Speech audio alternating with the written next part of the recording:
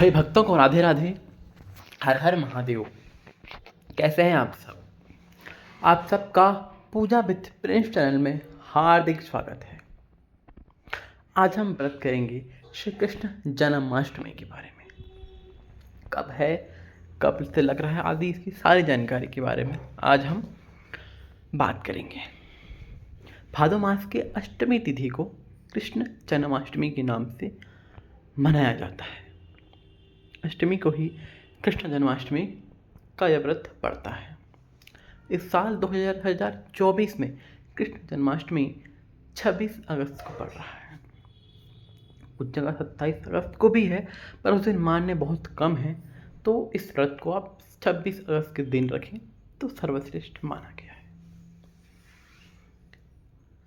जो भी महिला या पुरुष इस व्रत को करती हैं वो उन्हें 26 तारीख को दिन सोमवार को ये व्रत रखना है और कृष्ण जन्माष्टमी की पूजन करना है।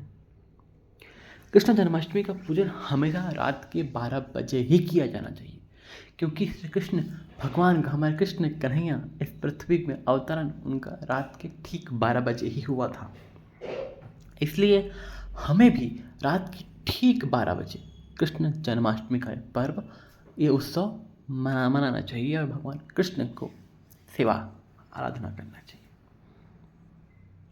हमें श्री कृष्ण की पूजा कैसे करना चाहिए? हमें कृष्ण भगवान को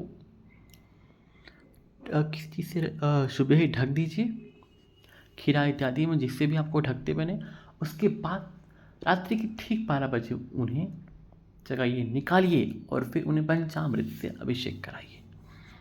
कृष्ण भगवान को उनकी प्रिय चीज़ें भोग लगाइए, लड्डू, मक्खन, मिश्री भोग इत्यादि का भोग लगाइए। तुलसी का पत्ता अवश्य डालिएगा, क्योंकि बिना तुलसी के भगवान कृष्ण भोग स्वीकार नहीं करते। आप ध्यान रखिए, सोमवार को जन्माष्टमी है, आप रविवार को भी तुलसी नहीं तोड़ सकते और ना ही सोमवार को।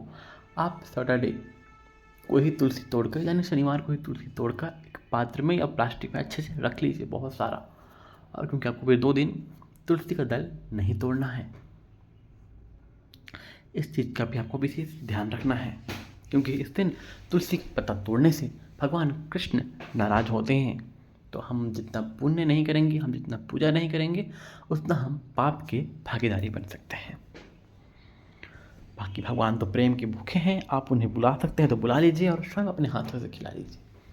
भगवान अवश्य आएंगे। भगवान बहुत कृपालु हैं, बहुत दयालु हैं, बहुत करुणामय हैं। उनके सामने आप तन मन से अपना हृदय, अपना माथा झुका देंगे, उतने में ही भगवान कृष्ण, मेरे लल्ला, मेरे कन्हैया प्रसन्न मात्र हो जाते हैं।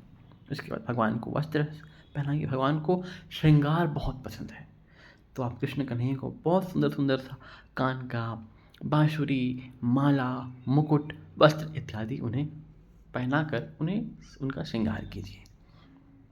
कृष्ण कन्हैया को भोग लगाइए, हवन कीजिए, आरती कीजिए। इस तरह से आप कृष्ण जन्माष्टमी का ये उत्सव मनाइए और कृष्ण भगवान को झूला अवश्य झुलाइए क्योंकि वो छोटे लल्ला स्वरूप आते हैं इस दिन, इसलिए हमें इस दिन उन्हें एक छोटे बच्चे की तरह उनकी ध्यान रखना है, उनकी पूजा करना है। ऐसा मत सोचिए कि वो भगवान है या वो पत्थर की मूर्ति है, नहीं, उसमें अपना पुत्र, अपना बेटा स्वरूप उन्हें उनमें देखिए और उनकी सेवा कीजिए। अब जो लोग ये व्रत पहली बार कर रहे हैं, उन्हें ये चिंता होता है कि हमें क्या खाएं। तो अगर आपसे पहली बार आपका व्रत है या आप नहीं रह सकते व्रत, तो आप फल फूल जल इत्यादि ले सकते हैं। इतना करते हुए अब 12 बजे तक उपवास कीजिए, पूरे दिन श्री कृष्ण को याद कीजिए, भगवान का नाम जप कीजिए, राधे राधे कृष्ण कन्हैया राम नाम जप करते रहिए और व्रत को बड़े प्रेम पूर्वक के साथ रहिए।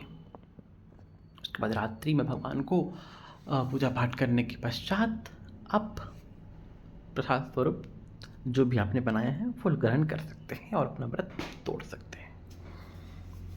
इसका मतलब ये नहीं कि आप रात को ही खाना खा लें, नहीं, आप सुबह खाना खाइए, प्रसाद इत्यादि लेकर आप आराम विश्राम कर सकते हैं।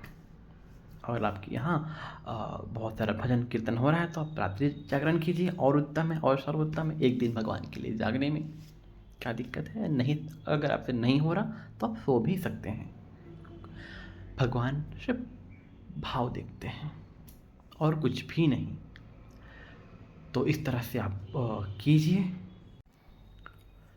इस तरह आपका व्रत और पूजा पाठ संपन्न होगा। इस दिन हमें झूठ, छल, कपट इत्यादि चीज़ों से हमें परहेज़ करना है। इस दिन इस दिन से हमें सीख लेना चाहिए कि अब हम ये चीज़ें कभी ना करें और भगवान की निरंतर सेवा में लगे रहें। यही हमारे जीवन का लक्ष्य का प्राप्ति है। इस तरह से अगर आप पूजा पाठ करोगे तो मैं आपसे ये कहता हूँ कि आपको किसी विधान की कोई आवश्यकता नहीं पड़ेगी। भगवान आपसे प्रसन्न अवश्य होंगे। और हाँ, मैंने अनुभव किया है, अगर आप सच्चे दिल से और मन से कृष्ण जन्माष्टमी का व्रत पूजन करते हैं तो जब आप रात्रि विश्राम करने को जाएंगे तो आपको कृष्ण कन्हैया की बांसुरी की आवाज़ या राधा रानी की पायल की आवाज़ आपके कानों में रात्रि में अवश्य गूंजेगी। ये मेरा आपसे महसूस किया हुआ, मैं पहली बार आपको बता रहा हूँ, इसे आप अवश्य मानिए। मैं ऐसा करता हूँ। अब सबको ये वीडियो अच्छी लगी, वीडियो आपको अच्छी लगी तो प्लीज़ इसे लाइक करें, शेयर करें, सब्सक्राइब करें और ज़्यादा से ज़्यादा लोगों को शेयर कीजिए ताकि वो भी कृष्ण जन्माष्टमी के महत्व को, रहस्य को जान सकें। तब तक के लिए सभी भक्तों को राधे राधे।